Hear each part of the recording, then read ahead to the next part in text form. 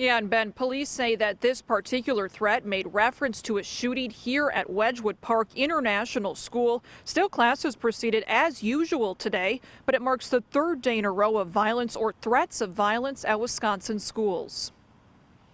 The officer-involved shooting inside Waukesha South High School hit close to home for Representative Scott Allen. It's of course concern. I mean, I had two daughters go through the Waukesha school system. The Republican lawmaker from Waukesha commending the actions of the school resource officer and a police sergeant Monday. They immediately cleared a classroom after learning a student was armed.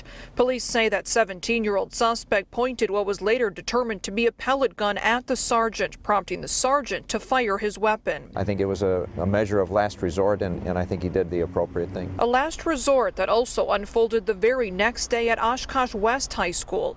Officials there say a suspect stabbed the school resource officer, resulting in the officer shooting that student. We're seeing more stress, I think, for teenagers today. While Allen believes the students in both cases should face criminal charges, he says more legislation and punishment won't solve the problem of violence in schools. The reality is we have a lot of laws in place right now. Federal law prohibits minors from having handguns, and there are laws that prohibit guns being brought onto school property. The solution, Allen says, should instead focus on mental health. There's plenty of documentation that suggests that teenagers today are not getting enough sleep, and that there's tremendous benefits from sleep. He advocates for later class start times and more counseling services. Kids need somebody to talk to. They need the ability to express themselves rather than just through acting out on their emotions.